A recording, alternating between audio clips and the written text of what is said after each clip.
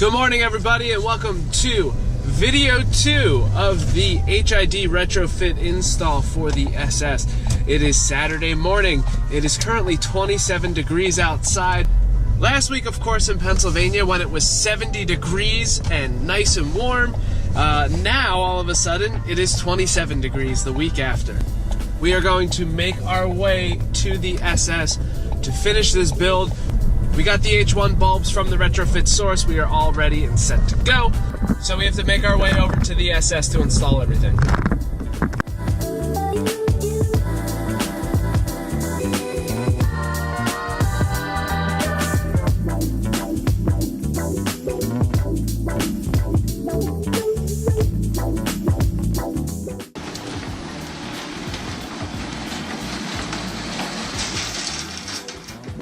Here we go. Day 2. Alright, so here we are in the garage. I have the door closed because it is cold out and we have a space heater on to try and keep it a little bit warm in here. We did get our H1 lights from the retrofit source in time for this build, so now it's time to get them into the retrofit headlights along with those switchback LEDs, and we'll go from there. Alright, so we got a headlight. We have the H1. Get that in said headlight. You know what? Let's go to the back. Easier, cleaner, don't have to worry about scratching anything. Alright, so the first thing we have to do is also, retrofit source does give you a little important instruction guide.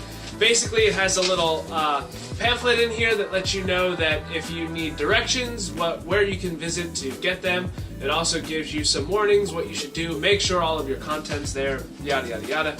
But the one thing they do include that you should really use are the alcohol wipes. You're supposed to wipe down that bulb to make sure there's no dirt, dust, debris, or anything on there, because that stuff can shorten the lifespan of it. So let's go ahead and wipe down that bulb first. Here we are with our H1 bulb. Has more directions from Morimoto. Now the one thing is we have to be very careful, make sure that it doesn't fall out. So I like to just open both top and bottom and just carefully push until I can get it out.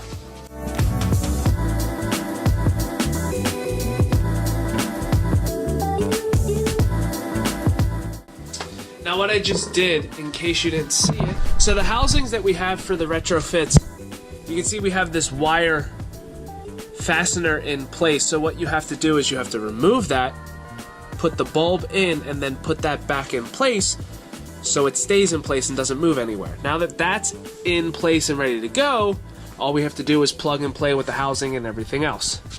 Alright, so one is in, one more to go. Alright, here we are. Headlight number 2. Alright, so before we actually go forth with putting the bulb in, let me show you what I just did before. I'll bring this up a little bit closer. Here we go. So what we have to do is remove this first, like I just mentioned, and it slides out like so. That gives us all the space to put the headlight in. So let's go forth and do that.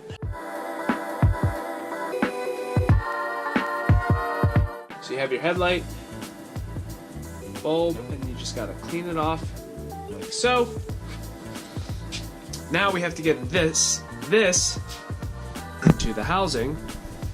So it just actually slides in, making sure that that blue bar at the bottom is facing downwards. It slides right in. And then you put this in place. And that's it. It's done. So now all of the lights are in the housing. Looks like we still have a little bit of that alcohol slip solution still drying off, but that's okay. That'll all disappear in a couple days. Let's get these things in the car now. What I think we should do first is start wiring up the HID lights now and then get those headlights in. That'll help us not have to worry about finagling to get to the back of the headlight housing once it's in here and have to work around all of this. So first thing we need is the H1 wiring harness. So the one thing about the HHR is that the battery is located in the trunk. So if there are any connections that need to be connected to the battery, whether it's positive or grounded, we have to basically wire it off of our fuse box here. Unless, of course, we want to run wires to the back of the car, which I don't want to do. So now that all of that is wired up, what we need to do is get one of the load resistors for the turn signal so we don't have hyper flashing. So what we have to do, there are 3 wires here. There is a blue, a brown, and a black. We need to tap into the blue wire and the black wire. Blue wire is for turn signal, black wire is for grounding.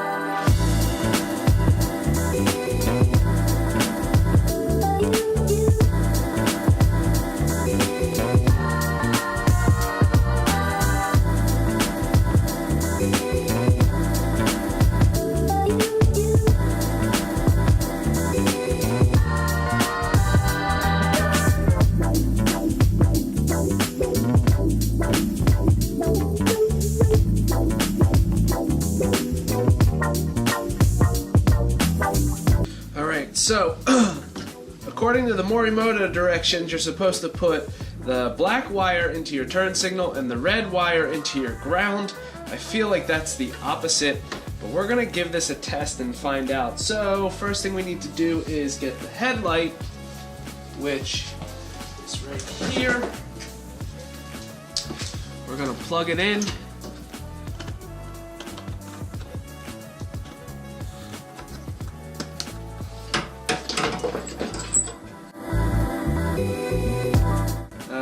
Let's see, we have to do a little bit of finagling here.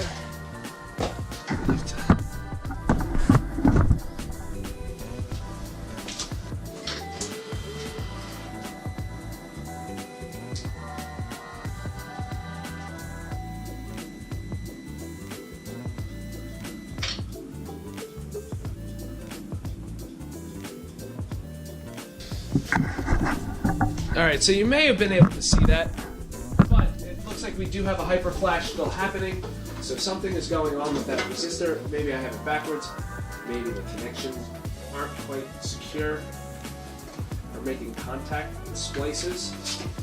Sorry, I know I'm just blocking everything now. Alright, so that didn't quite work, so I don't know if it's because the splice isn't made correctly, or that could be it too. So let's try and pop these out now.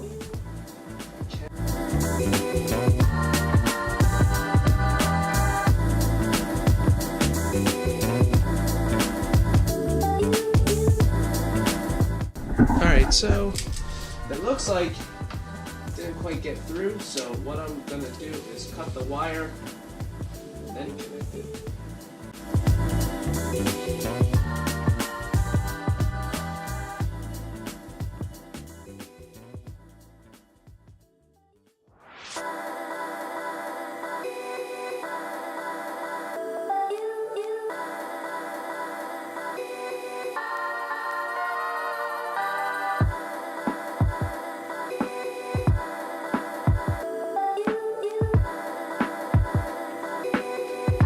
Alright, let's try it again.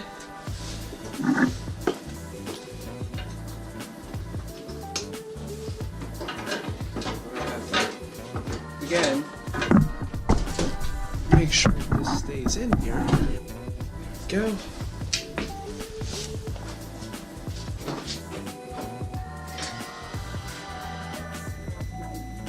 There it is! Alright. No more hyper flash. Alright, hopefully you saw that too. It's a lot easier when you have stuff to prop up, but of course we have to just kind of make do. Alright, so that's connected. No more hyper flash. As you can see, it was nice and slow. Headlight is also connected, so now all we need to do is run wires and figure out where to put this load resistor so it is away from plastic parts.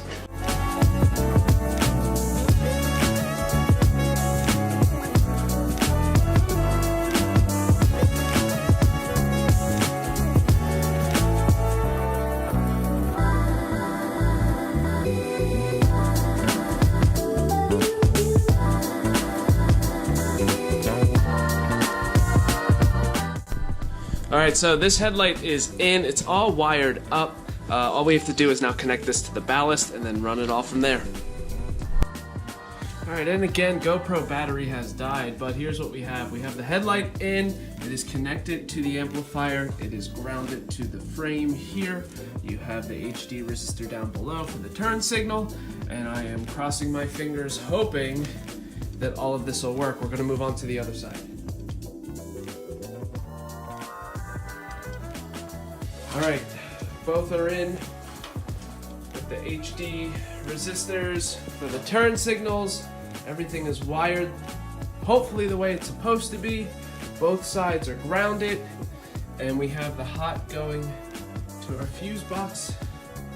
The only thing we can do now is turn on and hope that it works.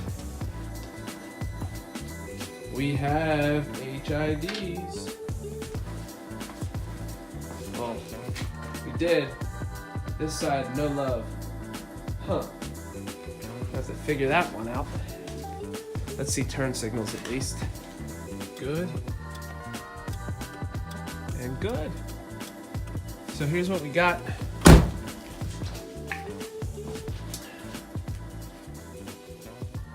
Switchback LED. So then we turn the turn signal off.